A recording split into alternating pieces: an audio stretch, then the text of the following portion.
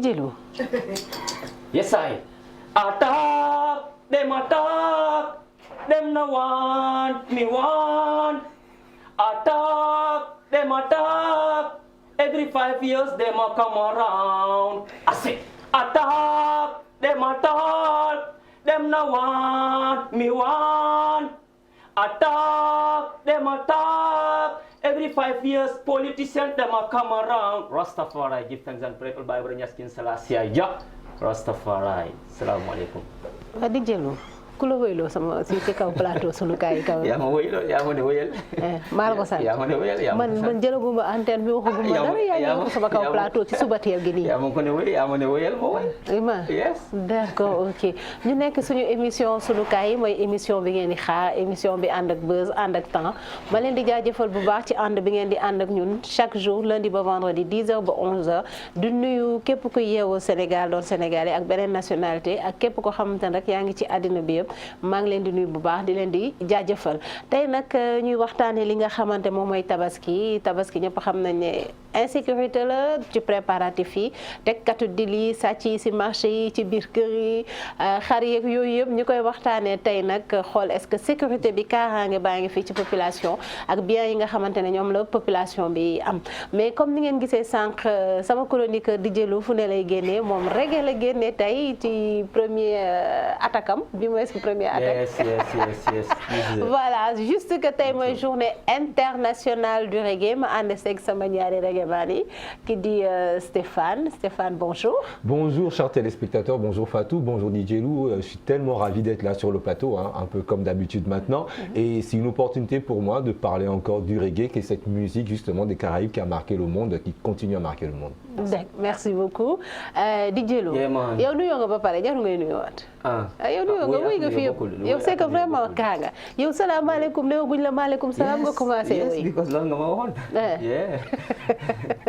kon baax na DJ Lou ba bàyyi la nga nuyoo yeah man give thanks and praise all Bible Nyaskin Selassie ja Rastafari big up to all days and from worldwide generation. Today is big day, International Reggae Vibration Day. It's all about DJ Lou. Big respect all Rastafari from Jamaica, from Ghana, from Nigeria, from Senegal, from Gambia, all around the world. Big salute to everybody.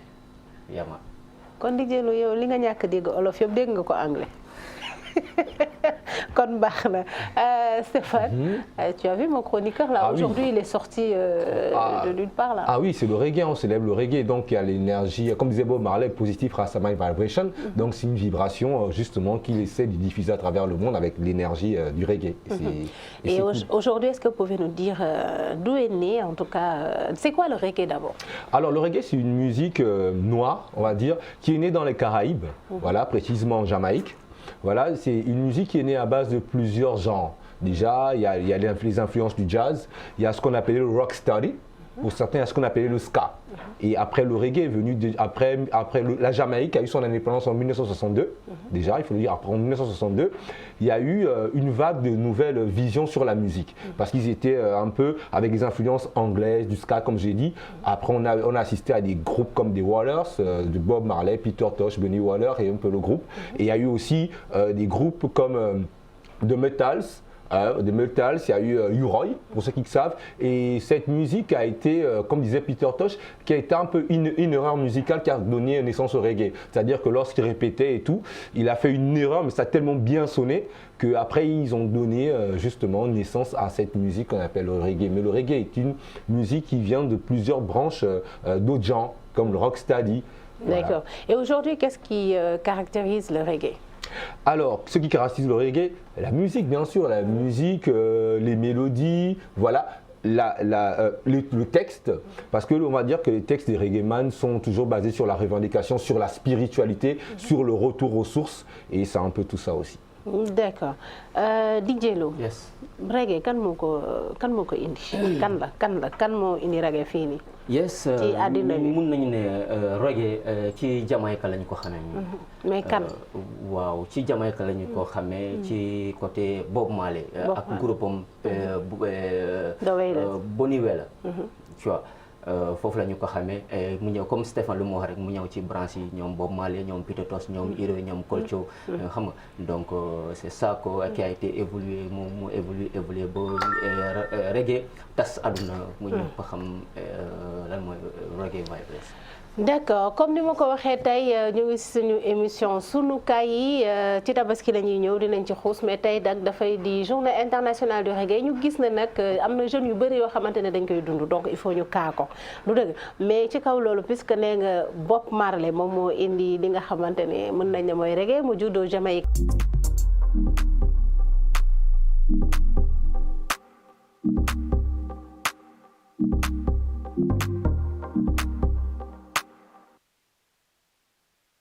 Le Soldier chanté par Bob Marley, j'avais demandé No Woman No Cry pour rendre un peu hommage à nos femmes, pour vous dire qu'il ne faut pas nous faire pleurer les Rastaman, mais bon. Mais c'est pas loin de morceaux qu'on vient d'écouter, No Woman No Cry, parce que le texte aussi parle un peu de la force, parce que l'amour c'est de la force. Et là dans ce morceau, Buffalo Soldier, il parle justement des Noirs amenés en Amérique, dans les Caraïbes et dans l'Amérique même du Nord, voilà, qui se sont battus, voilà, pour la liberté. Il fait un peu allusion à la guerre de sécession aussi. Et la guerre de sécession, comme on dit, ce sont les Noirs qui étaient au front, un peu comme la même histoire un peu des tireurs sénégalais, mais ça c'est version English. D'accord. Ouais. Juste que moi j'ai une question en général ici au Sénégal. Didier Lou, fille Sénégal, les Rastaman, on vous fuit. Fuit. C'est-à-dire, comment dirais-je, aujourd'hui, je préfère rencontrer quelqu'un qui n'a pas de rasta. J'aurais beaucoup plus confiance, tu vois, si je peux le dire comme ça, à quelqu'un qui n'a pas de rasta qu'à quelqu'un qui a des rastas comme vous. Parce que dès l'instant où vous avez des rastas, dafa am fu ñu leen di dëkkal. Oui, d'accord. Dafa am fu ñu leen di dëkkal. Dëggal loolu la français yi naan l'apparence est souvent trompeuse. D'accord, je comprends. Mais Bob Marley waxoon na ko. Astafurlah Morgan Family. nee na it's not the dreadlock thing to be a rasta. mooy lan ci olof waaw. du caag ni da nga lox sa bopp rek nga def rasta yow rastaman nga non non rasta is in heart. rasta dund la boo xamante ni. heart mooy lan wax ko ci olof mooy ci xol. maanaam dund la boo xamante ni ci xol lay nekk. d'accord def nga rasta def nga lox defoo lox boo bëgg a doon rasta di nga doon rasta rasta du visibilité en fait.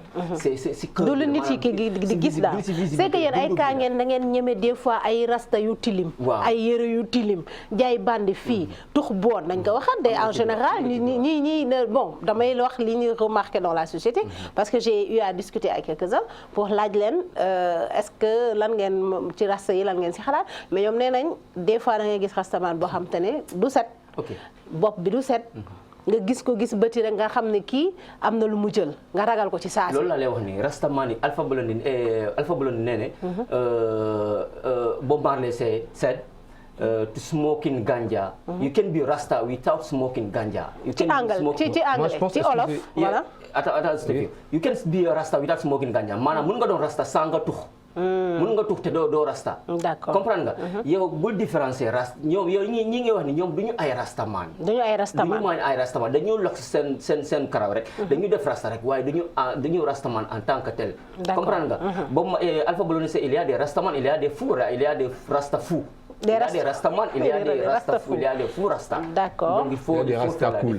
Il y a des rasta cool. Léegi toi tu es quoi? Il y a des rasta fous, il y a des rasta. Moi je suis rasta. Toi tu es rasta. Moi je suis rasta. Il y a aussi des rastafari. Et des rastafari. Oui, rastafari. Et c'est quoi la différence? Alors voilà, la différence est que rastafari ñoom ay bomman ñoom dañu am seen gëm-gëm. dañu am seen gëm-gëm su ma ko mën a tënk mooy dañu am seen diine yoo xamante ni dañ ko gëm suivre ko. ñoom dañoo am roykaay mooy Haile Selassie I. D'accord. comprendre nga Haile Selassie éthiopien la. éthiopien la jógee Éthiopie ñëw Jamaïque balaa mu ñëw Jamaïque musuñu am ndox maanaam musu fa taw. mais ñoom bu mu jógee Jamaïque when you live in Jamaica Éthiopie to down in Jamaica jour boobu noonu depuis suba si bu ngoon dafa taw Jamaïque nee na yow yaa yàlla mu ne leen ma duma yàlla nit laa comme yéen. d'accord yàlla moo may rek waaye du ma yàlla. alors Jamaïcain yi Rastafari ñu royee ko ñu royee ko boo xoolee artistes yu bëri Jamaïcain bu ñu woowee dañuy naan Haile Selassie give thanks and praise Haile Selassie maanaam dañ koy royee. non sama cas bii nag man tey gis naa ne yow da ngay dund. bokkul da ngay dund rasta bi si biir xol bi xam naa sama ndaanaan bi sama kundaan bi dina ñëw firi li. Tu as un peu compris ce que DJ a dit. Il a un peu retracé les Rastafari et tout. Alors, mais toi, tu fais déjà partie de quel Rastafari? Non, justement, moi, je ne suis pas tout ça. Alors, déjà, il faut dissocier les choses. Aujourd'hui, on vient célébrer la musique reggae. C'est vrai que c'est lié que la musique reggae, c'est un peu la musique des Rastas, on va le dire. Mais là, on vient célébrer le reggae. Ça n'a pas totalement à voir avec l'idéologie Rasta, ou la philosophie Rasta. Ok, d'accord. Donc le reggae a une idéologie. Le reggae, c'est de la musique, comme j'ai expliqué, ça vient, c'est juste de la musique. C'est une idéologie. Oui, parce que la vraie musique des Rastas, c'est ce qu'on appelle le Yanabingi. Ça, c'est joué en Éthiopie, c'est à la sphère spirituelle, avec des tambours, tout ça, tu vois. Maintenant, le reggae, comme je l'ai expliqué, le reggae est une musique qui est née d'autres genres musicaux. Tu vois, comme le jazz, le rocksteady, tout ce que j'ai dit, tu vois un peu. Maintenant, après, aujourd'hui, on vient célébrer la musique, tu vois. Il y a des grands reggaeman comme Jimmy Cliff, qui n'est pas rasta du tout, mais personne, il est incontournable, tu vois un peu. Il est incontournable, il n'a jamais fait des dreadlocks, machin, mais Jimmy Cliff, c'est voilà. Donc, c'est un peu ça. On vient pour célébrer la musique reggae. Voilà, d'accord. Donc, sur cette célébration, nous allons tout à l'heure recevoir notre invité Anaké Digun.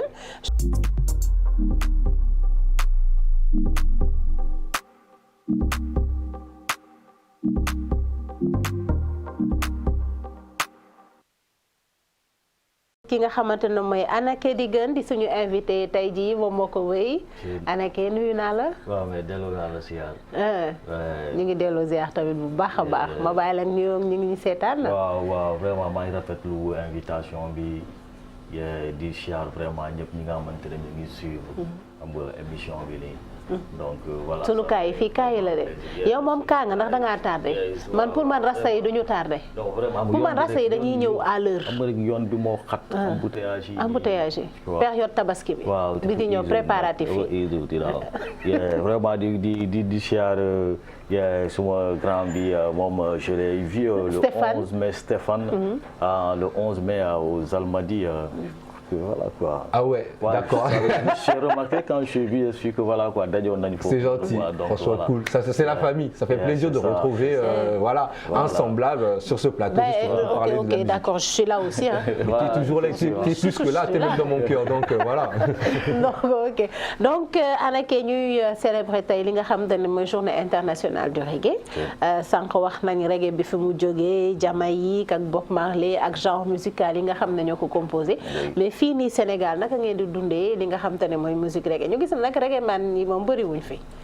waaw en fait gars yi ñu ngi fii. en fait reggae man yi ñu ngi fii mais bay xool au niveau du Sénégal donc comme yu mel ni comme ay plateau yi nga xamante ne dafay am pour gars yi mën a xam nga médiatiser carrément le reggae. xam nga gars yi mooy raar daal. voilà en fait loolu moom loolu. est-ce que gars yi ragaluñ leewul leen xel tamit ak seen rasta yeeg yooyu style bi ngeen di incarné des fois ñu xalaat ne xam nga da ngeen di wuyu bandi quoi.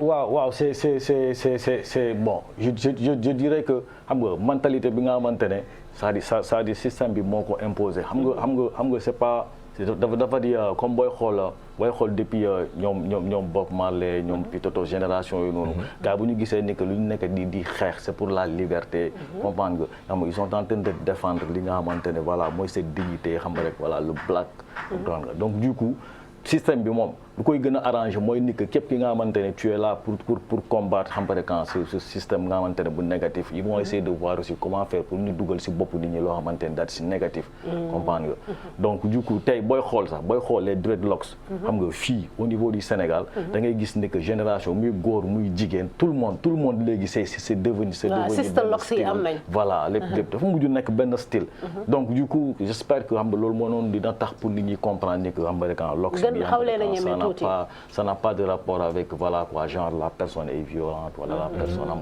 voilà mais dañu war a xam ni que le reggae ñu ngi prôner lépp li nga xamante ne yee xam nga c'est la paix c'est l'amour tu vois donc nit ñi loolu la ñu war a comprendre quoi focaliser aussi le message bi nga xamante ne ñu ngi koy lancer au lieu que de voir la personne li nga xamante ne loolu moo nekk lu muy sol quoi wala son style D'accord. Est-ce qu'il vient de dire est très important? C'est vrai que je ne comprends pas le Wolof, mais je capte. J'aime le dire, ouais, je capte. Oui, je ne comprends pas, mais je capte. Alors, ce qu'il vient de dire est très important parce que déjà, il faut rappeler que les dreadlocks, c'est d'abord, avant même l'idéologie, avant même tout ce qu'on parle de Rasta, de reggae, c'est d'abord les cheveux des Noirs. Si un Noir laisse pousser ses cheveux, sans les peigner, forcément, ça va s'enrouler voilà, et ça va les pousser cheveux comme crépus. ça. Maintenant, au Sénégal, il y a les Baïfal qui n'ont rien à voir avec la philosophie Rasta, c'est pas la même histoire, mais qui sont représentés à travers les dreadlocks, ce qui justifie encore le fait que ce sont les cheveux des Noirs et c'est aussi l'acceptation de soi, tu vois un peu. Donc lorsque quelqu'un te stigmatise, c'est ça le mot, te stigmatise, parce que tu as les dreadlocks, je pense qu'il n'a rien compris et Babylone, comme on dit, Babylone a fait le travail. Qui fait en sorte qu'on refuse ce qui nous appartient en fait. Parce que ce sont mes cheveux, Et c'est ça le retour aux sources dont Marcus Garvey parlait. C'est pas seulement le fait de prendre la Black Star Line, le bateau pour repartir, non. C'est aussi accepter, retourner vers faire soi-même, faire soi-même de sa personne, c'est-à-dire accepter mes cheveux, accepter ma couleur, ne pas se dépigmenter, ne pas essayer de ressembler aux blancs, s'assumer. Voilà, s'assumer, déjà physiquement même, en tant que noir. C'est un peu ça le message aussi. Et c'est ça l'amour qui parle aussi, parce que l'amour, pour aimer les autres, il faut s'aimer soi-même d'abord. Et s'aimer soi-même passe par là. Effectivement. Donc Anna Kedigan yow tay mën nga ñu wax lan moo la dugal nga choisir parce que genre musical yi bëri nañ mbalax bee ngi fii woy séeréer yaa ngi fii rythme joolaa yaa ngi fekk yooyu yëpp mais yow nga choisir reggae bi lu tax. waaw xam nga aussi man maay dëkk Kafountine. Kafountine, je suis originaire de Kafountine, la Casamance. Et aussi mu am benn influence bi nga xamante ne Kafountine ak Gambie dafa jegeante. Donc du coup boo fa nekkee sax man des fois sax su may exprimer wu sa gars yi mel naa ndax Gambien nga. Parce que loolu moo fa nekk. Donc si diggante boobu noonu au niveau de Kafountine le reggae dafa nekk loo xamante ne c'est la musique bu fa gars yi doon déglu depuis des générations. Donc aussi j'ai des grands frères yi nga xamante ne ñoom aussi seul le reggae lañ doon déglu. Bon. Quant à la musique en tant que telle, parce que je ne suis pas venu directement à def sa reggae, mais musique bi lu duggoon lu taxoon sama def musique, c'était à Ziguinchor. Ben jour maa ngi demoon classe ñu egg foofu noonu gars yi joxuñu polycop. Si polycop bi maa ngi lire ñu ngi doon expliquer mooy lu mu jógee wax ni genre le black bi nga xamante ne il a honte d'être noir, comprendre nga voilà quoi bëggul assumer li nga xamante ne loolu moo nekk ay valeur am comprendre nga am benn complexe boo xamante ne voilà quoi dafa am dayoo. Donc du coup quand bu ma lire affaire bi je me suis dit que mais lii xam nga voilà quoi vu que j'entendais aussi des rappeurs y avait Fafadi gars yi ñu doon casse lu ci bëri j'ai repris le texte et ma commencé di ci rapper. Donc je rappelle texte polycop bi ñu la jox pour nga jàng. Voilà polycop bi nga jàng pour nga jàng. moom nga jël reprendre texte bi. pour def ko musique def ko reggae. C'était même en anglais I'm a negro and I'm a chien bliss. Mais yow kaa nga de jàngal ngay reggae. Ouais, tu vois. Enfin, c'est comme ça que je suis venu après, voilà. Donc, ça commence toujours par le hip-hop et tout. Voilà. Après, voilà. Ouais, c'est toujours drôle. Ouais. Ouais, parce qu'en fait, si tu vois, c'est le hip-hop.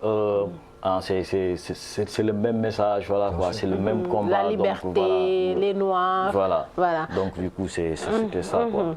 D'accord. Donc comme ni ma leen ko waxee ñu ngi suñu émission sunu kaay yi te ñu waxtaane lépp li nga xamante ne moom mooy insécurité bi wër préparation tabaski yi mu tombé tey ak journée reggae bi ma am ñaari rastaman mais yow tey boo doon dox ci mbedd bi dugg ci marché nii. Comme ni ma wax sànq di jëlu ki nga xamante ne dafa wat boppam et tout. moom la ñuy tu me permets de poser une question à l'invité s'il te plaît? Oui, vas-y. J'aimerais savoir. Désolé. Hein. Non, y a pas de souci. Alors, moi, j'aimerais savoir. Je viens d'écouter ta musique, en fait. Et à chaque fois, je viens de capter, il y a beaucoup Casamance.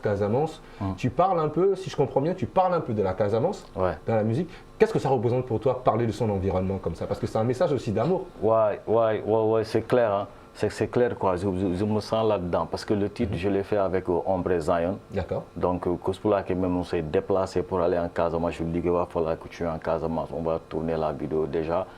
Non seulement le titre, mais il y aura aussi l'environnement, il y aura aussi la verdure, je sais pas, on va montrer vraiment ces valeurs qu'on a, ces valeurs de l'Afrique. Tu vois, donc moi, en fait Je peux parler en wolof pour le téléspectateur. Moi, c'est juste parce que voilà. En fait loolu quoi mooy lu muy expliquer nii parce que booy xool fii au niveau de l'Afrique mooy man li nekk vraiment un combat bu ma bëgg a mener. mooy ni que il faut que africain bi moom mu toog mu xam ni que kenn gënu ko il va falloir que xam nga nous les surtout cette nouvelle génération wala le pays booy war a ñëw ñu xam ni que l'Africain c'est le savant, l'Africain c'est le philosophe, l'Africain c'est le scientifique, l'Africain moo indi médecine, tu vois. Donc tout ça, il va falloir que si musique bi essaye de voir comment faire comprendre à cette nouvelle génération. Mais des fois, on te dit qu'il nous faut un nouveau type d'Africain, un nouveau type de Sénégalais, tout ça. Et là, moi, je me dis que ce nouveau type de Sénégalais, moi, personnellement, âge boy tollu ça, il va falloir que tu sois un nouveau type de Sénégalais. Ça sera très difficile pour nous, parce que déjà, tu as été aliéné depuis l'école primaire, là, transformer sa bopp. Donc, du coup, nous, pour avoir de nouveaux types d'Africains. Voilà, c'est ça. Donc, pour avoir un nouveau type d'Africain, voilà, quoi, il va falloir que l'on mu démarrer ko tam si préscolaire bi changer le système scolaire de telle sorte que xam nga xale yi dès le bas âge xam nga dañ leen di motiver loolu ñu xam ni que ñoom xam nga ils sont des savants ñu xam ni que voilà quoi on a eu voilà kii Égypte antique et qui sont capables de tout. Arrêtez de nous dire voilà d'accord donc juste rek balaa Stéphane di ma doon dag maa ngi doon wax ci li nga xamante ne dañ leen di stigmatiser maanaam dañuy tase ak yéen mais ñu tase ak ki nga xamante ne dafa raser boppam yorul ay locks mooy gën a dal suñu xel que ñu tase ki nga xamante ne dafa def ay dreadlocks voilà. waaw en fait gis nga loolu noonu dafa mujj waa en fait andi lu yéeme si dëkk bi xam nga parce que dañ dem ba benn instant bi nga xamante les malfaiteurs wala même bu fekkente ne xam nga rek soit nit ki dina nekk benn dealer wala xam nga dealer xam nga bu yoroon sa ay lox sax dafay ñëw mu génnee lox yi yëpp waaw dafay rasé wu xam nga jam benn vestam xam nga yore benn maletam fekkee malet boobu noonu lu fa nekk kenn mënul comprendre lu fa nekk soit benn xaalis la boo xamante ne c'est de l'argent sale wala xam nga rek drogue leer wala whatever donc du coup il va falloir que sénégalais ñu mun a bàyyil si loolu noonu pour ne pas xam nga rek gis nit ki automatiquement nga gis ni que kii c'est un malfaiteur fekkee malfaiteur bi mooy yow ki nga yaakaar ni ko lu mu solu clean sol grand boubou bi tout ça c'est lui voilà moom mooy def kii bi quoi alors que ki def rasta bi mën na def rastaam mais fekk moom moo gën a clean ki nga xamante ne moo rasé wu moo donc comme on dit l'apparence est trompeuse et l'habit ne fait pas le moine d'accord donc je pense que le message est passé en tout cas c'est ce qui était recherché aujourd'hui de parler du reggae de montrer moi j'ai une dernière question vas-y Stéphane tout ce que tu veux c'est vraiment important pas tout ce que je veux si je voulais c'est pas possible ce que je veux.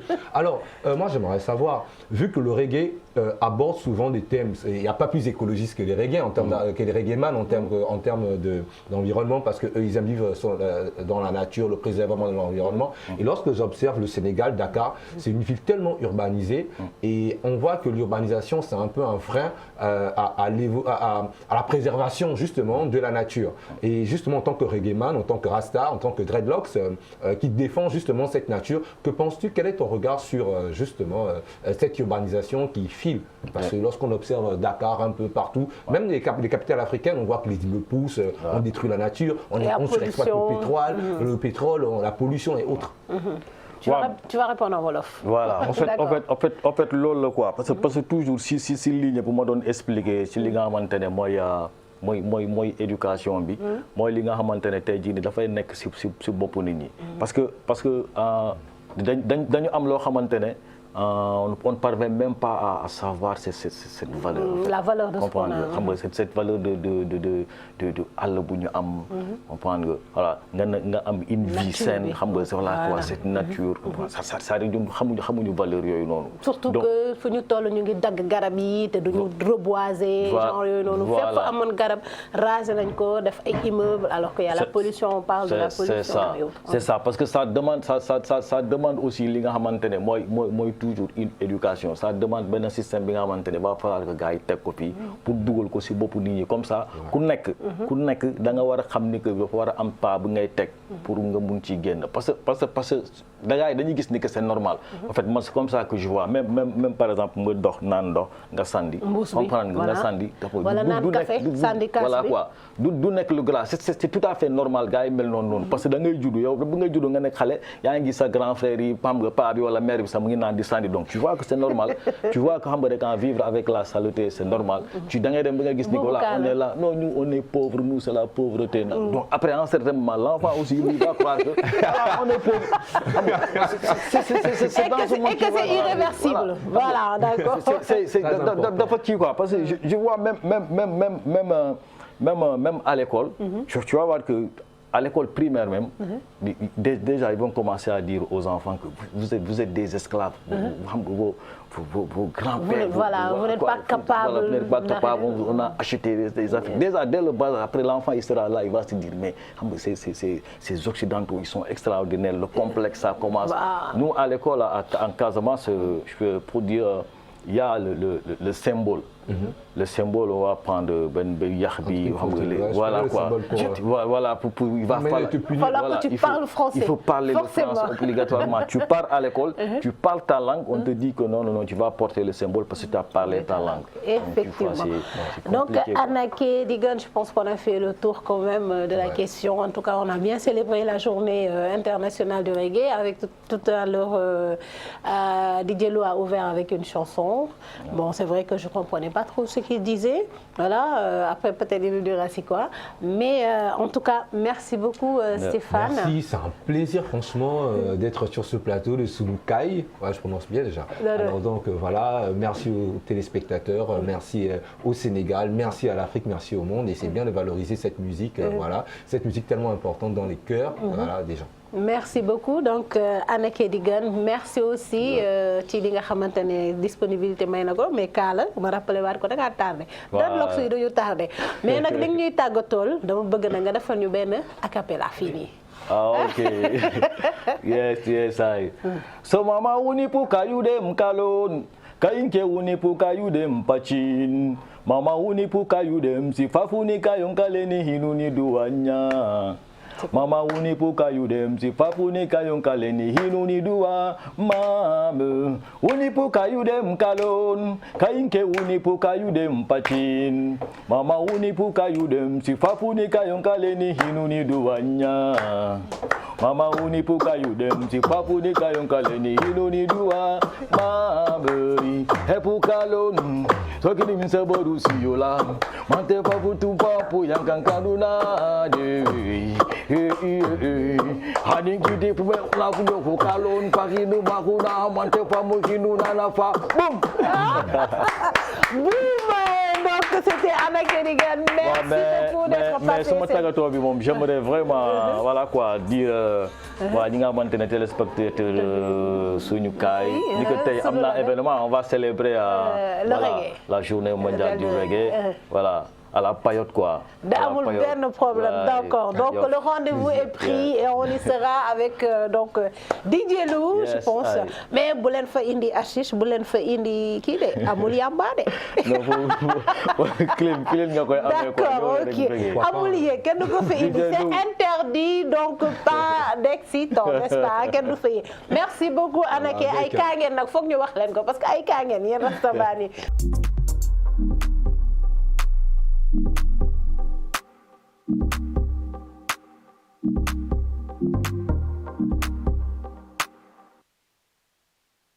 ñu nar a dugg ci li nga xamante ne moom mooy tabaski bi dans quelques jours je pense que ñii nee nañ tabaski le 10 ñii je pense samedi ak dimanche ñaari tabaski ay kaa lañ nag ñun fii Sénégal lu ne nga fi gis ñaari tabaski gëj naa ko gis nag ca yàgg na mais di jëlu nu mu tudd la ore non tey dama fan di jëlu quoi non tey dafa yëngal sama plateau bi loolu la non reggae bi lañ doon dund waa yii non esprit roots la ñu am ñoom esprit roots boo ko déggee mooy ko nga xamante ni bon ku ñàkk problème la ku néewal la koo xamante ni nii bon lu ñëw da koy comprendre dafa yaatu daal surtout que suñu dama yaakaaroon na nag ñoom seen bopp yi kii ay dara ne aussi mais gis naa ne nag ay ñu am ñuy suivre quand même àddina bi nu muy doxee la si parce que boo toogee ak ñoom seen bopp di ci nekk bari na boo waxtaanee ak ñoom di def échange ak ñoom da ngay gis lu bari sa diggante da ngay gis lu bari loo xamante ni ci àdduna moo nekk seen bopp tu vois un peu donc liñ lay mën a aider si xel dafay yomb te dañ lay def nga teel a comprendre ce qui se passe tu vois un peu bokkul ak ñi nga xamante ne dañu am esprit bu fermé wu donc rasta dañuy cultiver nag ñoom waaw yal na leen yàlla defal jàmm te ñu yàgg ko célébrer neex na ma trop comme Alpha Blondy ne toute chance tout évolue seul les ne change pas. Effectivement. Donc ci kaw changement boobu noonu di jëloo le rasta qui vit le reggae tey may ma tout blanc kaa nga nag léegi yow ci kaw loolu tabaski bi nga xam ne sax dans quelques jours insécurité bi gars yi ñu ngi ko remarqué et tout lan nga si wax waaw fii moom sàcc xar yi sàcc yi ci biir marché yi. fii moom man du ma wax ci malfaiteurs yi si sàcc yi du ma wax ci ñoom damay wax ci population yi maanaam ñu veiller si seen bopp parce que sàcc yi ñoom duñu bàyyi seen yoon ndox du bàyyi yoonam li ñu tama def dañ koy commencer pour surtout événement bu jotee duñu ñàkk def seen ñaawteef mais yow en tant que population en tant que jeune en tant que yoo xamante ni na nga veiller sa bopp li nga yor na nga veiller sa bopp et soyez prudent fépp fu nga jëm na nga veiller sa bopp waaw fekk fi nga xamante ne ñaaw da nga si ñaaw njot amal say prévenir moo tax moo gën quoi parce que sinon voilà sinon problème parce que léegi xar yi cher nañu yow sa benn 300 000 yoo xam ne sa doom moo la yónni ci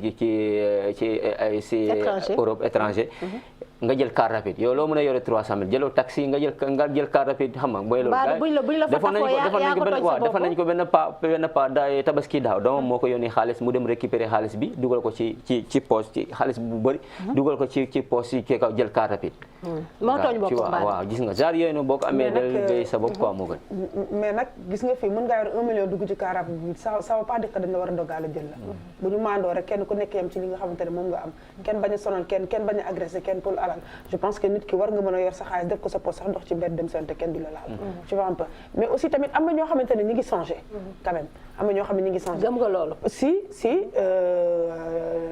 am na si koo xamante ne maanaam dafa dóor jabar ji pour ñu tàqale ko mook jabar ji dóor yi métti la ko dóor parce que jabar ji tout le temps à chaque année daf koy defloo bu événement yi amee da koy defloo njombe da koy teg pression comprendre nga comme sa deuxième drogue boobu noonu da koy teg pression boo nga xamante ni pour day génn di dogaale di jël alalu jàmbur yaa ngi dégg bu paree jaay dajale jënd xar jënd ndugg jënd lépp jox jabaram mu sañ seg yëpp moom mu toog ba heure lekk jotee ñu dajale leen ñu toog di lekk moom personnellement nee na dafay jaaxle parce que day jàkkaarloog njaboot gi ñuy lekk te li ñuy lekk yëpp daf ko reet ci mbedd mi ndax pression yaa ngi dégg muy lor ay jàmbur sama njaboot damaa lor nit pour sama njaboot dund loolu déjà psychologiquement loolu daf ko changé xanaa amul liggéey mais amul liggéey am na ñoo xam ne amuñu yàlla wërsëgal mën na leen wërsëgal ba ñu am soxna am njaboot après wërsëg bi dagg peut-être après quelque temps après dina ñëwaat mais ci diggante boobu day metti soo amee jabar boo xam ne dafa bëri caprice bëgg problème mën la teg pression loolu c'est quelque chose dafa doy waar donc tu vois léegi nag année bii daf ko nar a teg pression comme d'habitude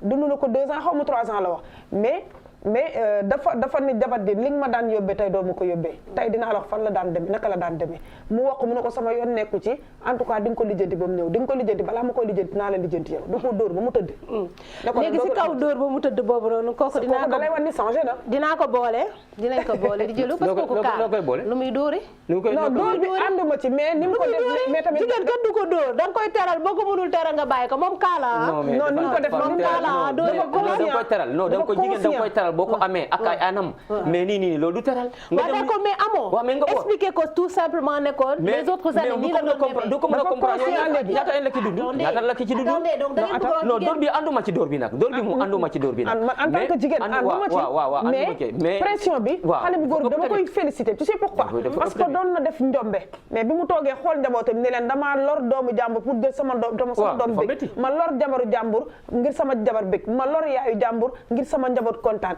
donc tey dama conscient du ma ko def parce que lii du yoon sama njaboot gi dañu war a màgg te xaw ma lan la ñu war a doon ëllëg ah te jigéen waru laa yóbbee yenn yi gis nga àdduna mag ñi luñ fa wax rek dëgg la jigéen ak alal boo ko toppee rek sa àdduna mën na yàqu te kii àddunaam da doon yàqu ndax ñu ko jàppoon dañ koy rey wala ñu jàpp ko yóbbu ko ci kaso bi njabootam ñoom ñooy sonn donc c'est il est temps quoi jeunes yi nga xam ne ñooy def loolu ñu réveillé wu quoi ñu yeewu xam ni yenn yi jëmul kër yéen ñii jëmul kër donc il faut que ñu am na ñuy changer et je la félicite vraiment d'accord di jëlu yow tout à l'heure nee nga d'accord ci li mu dóor jabaram mais d'accord nga ci li nga xamante ne waaw changement bi moom d'accord naa ci mais lu mu dóor jabaram mooy loolu quoi mais mun na ko jaarale ci beneen yoon sans autant mu dóor ko mun na ko évacuer mun na ko jaarale ci beneen yoon sans autant mu dóor ko expliquer ko nii mu comprendre que ni mais parfois aussi ureelu moo dëggal am na jigéen ñoo xamante ne ñuy teg pression ci seen jëkkër ci wàllu tabaski korité et cetera dafa métti quoi dafa métti nit bu amul lu am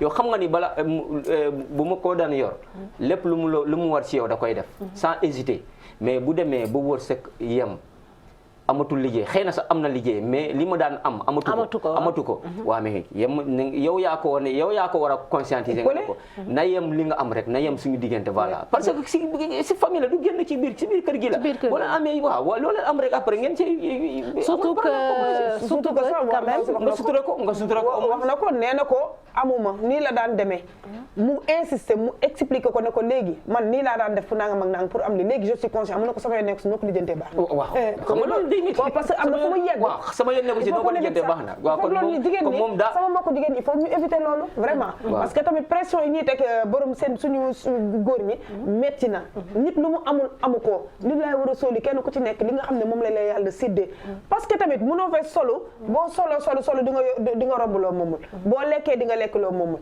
am na ñoo xamante ne nii dañuy dund ba dee mais li leen am li ñuy am mu ci loolu la ñuy yem kenn du leen ko xamal boo reeree boo lekkee ndawal xar ma lekk bëy bu ma génnee ci mbedd bi bu ma géexee dañuy xam ne bëy laa lekk waaw mais quand même wala ginaar kenn du ko xam l'essentiel mooy suur nga vous êtes satisfait c'est tout xeet bi farata bi li ci oustaz di wax mooy ren bi pare nañ ci donc jarul ñu mu ñuy emporter jigéen ñi nekk ci marché yi voilà dem ci marché yi ànd ak sa doom war ko jox de bon exemple nga dugg ci boutique sàcc moom it mu sàcc après ñu filmer ko def ko ci réseaux sociaux yi ëllëgu xale bi xamuloo fan la jëm il faut yooyu ñu ciy bàyyi xel c'est très important il faut ñu ciy bàyyi xel surtout que doom boobu tey mun na nekk quelqu'un ci dëkk bi sama yoon ne ko ci noo ko lijjantee baax na te boo bu defaatee ñu jàpp ko ci teg ko kasi 1 mois 2 mois 2 semaines da nga koy bàyyi nga dem see ak keneen loolu fii am pakaay d'accord léegi ñu ñëw ci li nga xam ne donc sàcc yi moom muy góor ñi muy jigéen yi ñëpp si dugg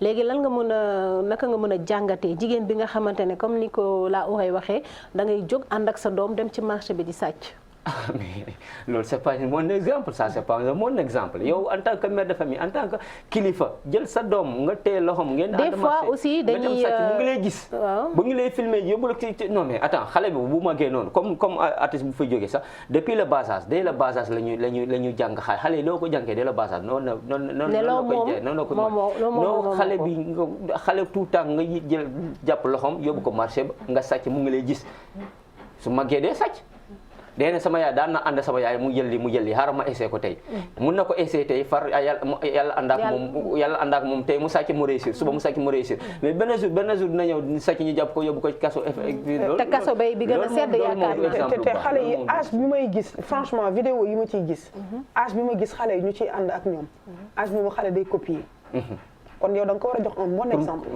parce que xale bi copier te dañ ne doom jàngiwul nday jaay royukaayam bu ku góor ki ci papaam la war a xool mais bu fekkente ne yow da nga jur sa doom mu toggal ci âge boo xamante ne dafa war a copier war a xam ne dafa war a metti mu ñafe ko may nga yombalal ko ci kaa ñu dem fii boo sàccee dugal ci yëre xale bi mu jiitu la bu subaa danaan sama yaay jaaroon na fi kat def ko xaaral ma jaar fii def ko day gis lu mu soxla jël ko du ko liggéey te xaalis dañ ko war a liggéey nit ki loo mënti am même si c'est 100 francs xëyal nga dem lijjanti ko mais bul taxaw di ñaan wala soit nga bëgg lu yomb di këf alalu jàmbur di agressé ba des fois nga rey nit ki et tout teg di li nag di jëlu teg di li nga gis sa kaay yi bari na non gars yi non tabaski bi moom sàcc beeg agressé beeg xam nga li ma la teg dil yi surtout da ngay gis ku la ñëw teg dil bu set donc pare ngay doog a mooy góor mooy jigéen ñëpp lay teg dil ñëppay teg dil balaa may de moom dama am problème urgent la ñu ne dama am urgent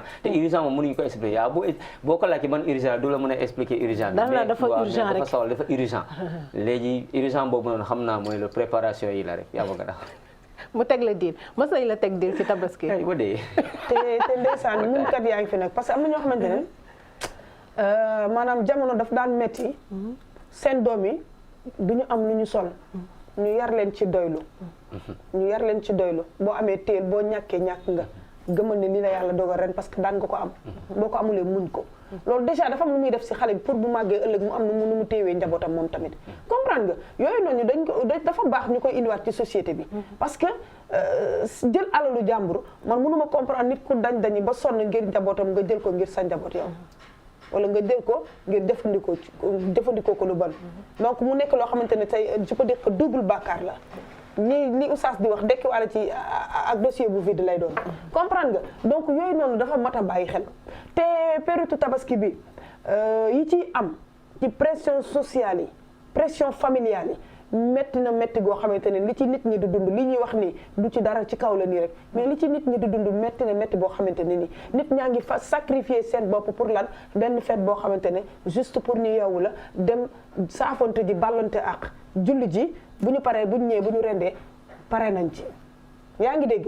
donc loolu jarul dem jël loo moomul jarul lekk loo xamante ne lewul parce que nag tabaski dafa am ay critères am de dafa am noo xamante ne moom lañ ko war a féetee yaa ngi dégg xar mi am na nu mu war a mel am na noo ko war a jëndee am na intention boo ko war a jëndee donc yooyu noonu oustaz daf koy wax tu vois un peu donc am na yoo xam ne pour man doy na waar jaru ko waaw jaru ko maanaam pression bi ñu teg suñu bopp jaru ko jaru ko di jëlu tu es d'accord jaru ko mais gars yi aussi dañuy bëgg a sañse dañuy bëgg a sañse bëgg a xar bu rëy xam nga li ma la bëgg a yore xaalis boo xam ne peut-être guddi bi wala lendemain bi di nga génn xam nga l'islam indi na lépp l'islam li mu indi méttiwu dafa ne boo ko amee def ko forcé la boo ko amee am nga njëkku xar da ngay jënd xar am nga li ngay demee Makka def ko mais boo ko amul wàcc na la xar njëkku xar boo ko amul wàcc na dafa simple mais léegi looy forcé looy buux ba forcément ku toog yi foo ma am ko ba tax da ngay ba tax na da nga def li nga warut a def ngir am xar nga loor wala sañse ñun xale yu jigéen bëgg a jënd xar ba nga dem sàcc am ci baakaar yow sa xar bi nga rey pour tabaski amul njëriñ parce que sàcc xar nga jënd pour nga xar ci tabaski amul njëriñ dafa simple d'accord léegi bu ñu ñëwaatee si li nga xamante ne moo tënk insécurité bi am na je lance aussi le message tabaski jot na xale jigéen yu bëri forcé il faut ma am yére tabaski il faut ma am ko cheveux naturels je ne sais pas daal et cetera il faut ma am ko mais bul impressionner sa jëkkër defal ma li moom xel la yor xam na ni bu baax su ko amee dina la ko defal jabar nga lu mu def ci yow yàqu ko lu mu def ci yow yàqu ko te dina ko def bu ko amee mais bu tax nga teg ci pression nii laa bëgg a papa forcé jëndal lii ba mu dem leb direct DG dem ci fu muy liggéey leb xaalis pour mu jëndal la suba mu indi problème te suba bu weer bu dee ñu daa ko sa salaire dañ koy naan li ñu daan fayu ñu loolu problème yi ak commencé waat encore alors que yow ak tekkoon ci pression loolu baaxul d'accord léegi toujours ci insécurité bi balaa ñuy jeexal émission bi mooy maanaam comme ni nga ko waxee xar yi des fois nit yi am na yoo xam ne seen opération tabaski ci biir quartier bi lañ koy defee am seen buntu kër des trucs de ce genre là ñu gis ne nag sàccum xar yi moom tout le temps dañ koy dégg nag est-ce que ci côté boobu état bi tu penses que ni kii na leen kaaraange bi mat na ci biir quartier yi parce que bu dee ci grande kii nga xam ne da ngay gis ne forcément foofu pour nit sàcc fa dina doy waar mais ci biir quartier yi nga xamante ne kii fii lay lal kee fee genre yooyu noonu. waaw loolu moom doy na waar sàcc xar nit jënd xaram nga ñëw sàcc ko. tas yaakaaram. surtout Colues maa ngi ndeysaan benn dëkk paa bi jënd xar yóbbu otoom jënd xar xam nga boo jëndee xar am na ay nit ñoo xamante dañuy jël sa xar yóbbu ko sa oto fu mu nekk parce que fu ngay sa parking ak fu ngay jënd xar day xaw a sori waaw léegi am na ay góor yàlla yoo xamante dañuy yendu xar bi am na ñu koy ñu ñaar ñu jàpp ko yóbbu ko si sa oto léegi paa bi jënd xar mu fay ay ñaari boy pour yóbbu ko ci oto bi moom dafa dugg si oto bi rek dafa ubbi mal bi rek dem dugg si oto bi rek gars yi kii bi jël xar bi dugal ko ba oto bi boo xam paa bi sax xam ne oto yi xar bi dugg na gars yi jëlaat wàcc na donc ñu tëj mal bi alors père demal mat na paa bi taal oto mais c'est-à-dire yow loo mën a jëndee xar nga fay ay nit nga dem dugg sa oto bi sans autant vérifier confiance rek da ngay am confiance ci ñoom da ngay am confiance ci ñoom kon façon bu ne am na dafa egg kër ga mooy woo doomam kaay wàccee xar bi nga jox ko ngooñ pay booy bi ñëw ubbi mal bi mu ne ko papa fii amul xar de foofu mu ne ma xar mu ngi si biir nga ne léegi mu delluwaat fa gisu gaay loolu ak yeneen surtout tabaski bi nii boo demee yi nii dafa doy waar ku ki jënd sa xar veillé bu baax si sa xar parce que sécurité yi nii bu fekkee ni état la ñuy xar pour ñu aar ñu day métti parce que ils ont beaucoup de choses à faire et cetera taluñu loolu est-ce que jotul tamit puisque tabaski esprit de solidarité la ñu wax jàppalante bu fekkante ne ñu nekk ci quartier yi man ci sama xalaat bu gàtt question laa leen di poser est-ce que jeunes yi fa nekk waruñoo mën a lëkkaloo di def ay ronde xam nga di garder xar yi nekk ci quartier bi ñuy relevanter je sais pas quoi peut-être loolu daan na am parce que daawaat gee ak ay daaw gis naa ay daar ñi fu ñuy jaay xar yi gis naa fa ay ASP daawaat gee ASP ñëw ñeent ASP wala ñeent di taxaw foofu noonu di garder et c'est parce que dañoo fay taxe parce que daar yi ni boo fu ñuy jaay xar bu képp sampo sa base pour jaay xar da ngay fay taxe donc sécurité bi daf ci war a nekk sécurité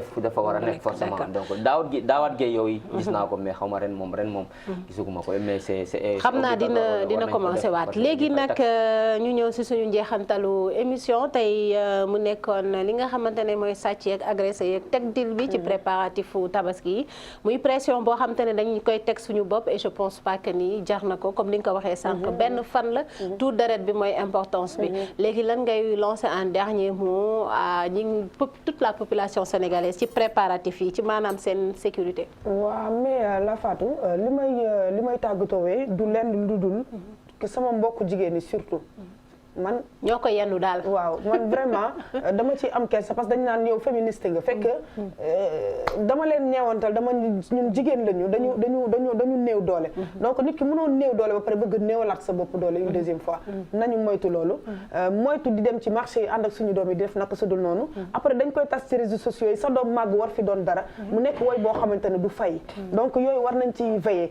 aussi tamit jël sa borom kër teg ko pression boo xamante ne ni daf lay leer ne kii amoon na daan na ma def amatul mais ànd leen ngeen muñ li laay war a sóoli même bu dekkente ne bëy la indil jàpp ci loolu parce que tamit nee nañ boo amul xar mën ngaa rey bëy nga jàpp ci loolu te xam ne xëy na ren ji yàlla moo la teg pour natt pour nga muñ xëy na déwén mën na la indil lu ëpp loolu quand même nañu bàyyi waat xel ci loolu aussi tamit sañse yi ay première attaque deuxième attaque yaa ma gën a xam nañ ko moytu parce que nit ñi ngi def loo xamante ne man mënuma aw ma xelu dem def naka su dul noonu jënd ci sañse wala soit ndax nit jënd ci sañse ba pare ñoo am conscience tranquille nag naan dama yaataa yimbe mënuma loolu man yàlla xam na loolu sama mbokku jigéen ñi nañu moytu loolu dëkk bi metti na mais lu waaye amul rek na nga muñ te xam ne yàlla moo la ko teg aussi tamit nga xaar xëy na déwén dina neex incha allah rabbi donc ci kaw loolu rek dañu bàyyi di yor xaalis bu bëri di ko doxantoo waaw aussi tamit comme dëkk bi insécurité bi dafa bëri nañ ci góorgóorlu aussi tamit bu fekkente ne mën nañ yokk ñi nga xamante ne ñooy suñu force de l'ordre yi ñu génn ronde parce que nag période tabaski dafa nekk loo xam ne dafa doy waar comme li nga wax sànq ci sàccum xar yi donc nag bu ñuy nekk def di ronde dina ci am solo torop parce que nag fii wuyaay yooyu moom boo koy déggee peu de personnes ñooy am fiti ñëw àtte la parce que parfois da ngay ñëw ay du yem ci bopp borom dëgg la donc nañu yokk rek defal ñu sécurité ci réew mi nu mu gën a yaatu di jëlu nay tàggatoo yow merci beaucoup Fatou di lancer message yi am na ay góor yi nay de ay góor yi nay de dañu am xaalis mais pour dagg yére tabaski ci seen jabar problème la sa jabar sa xarit la moo lay jural say doom li nga def ci moom lépp loo def ci moom yàqoo ko am nga xaalis nee ko loo soxla tabaski bi gestionnaire bu classé bu cher waaw nga ci ko yàqoo ko sa jabar la sa xarit la mais am na ñoo xamante dañuy nay duñ ko defar pour ñoom yàq la te samba alaar la ñuy nekk nag dañuy dem dafa ni seen coro yi moo leen di gën a ñu doxal seen jabar parce que xas nañ la takk yaa ngi ci kër gi da ngay muñ par force il faut qu'on arrête non tey nag ay ñaari kaa la am donc loolu ngeen nekkoon suñu émission sunu kaay yi di leen di jaajëfal ñi nga xamante ne ñoo ñuy suivre lundi ba vendredi comme ni ma ko waxee 10h ba 11h di leen di jox dig daje nag lundi bii di ñëw incha ñun moom jël nañ suñu weekend sunu kaay yi jël nañ weekend mais n'empêche ka bu ngeen am rek comme ni ngeen koy defee ngeen ma koy yónnee su boobaa dinañ toog si plateau bi faram fàcce ko waxtaane ko ñi nga xam te ne ñooy sama chroniqueurs yi muy La Oreille ak di jëlu di leen di wax nag bu baax a baax moytu leen nous sommes ci dernier tournant bi ou tabaski bi préparatif bi ak insécurité bi jaay sa bakkan jaru ko moytu leen di génn ak xaalis bu bëri lu ngeen jënd vérifier leen ndax dugg na seen biir oto yi seen kër yi dee leen di tëj ak caabi yi waaw xool bu baax ndax c'est bien sécurisé pour xale yi tamit maanaam seen xar yi parce que xale yi ñoo si gën a kontaan sa caméraman ne ko mu yere tabaski jabaram sa caméraman mu jox ko waaw am na xaalis non moom loxo si poos la da koy def du ko def xam naa ko ku kon ci kaw loolu sunu kaay nee na leen au revoir bye bye boo lundi nu ñuy waxee ba lundi ci sa làkk xamoo ko kon sur ce allez incha allah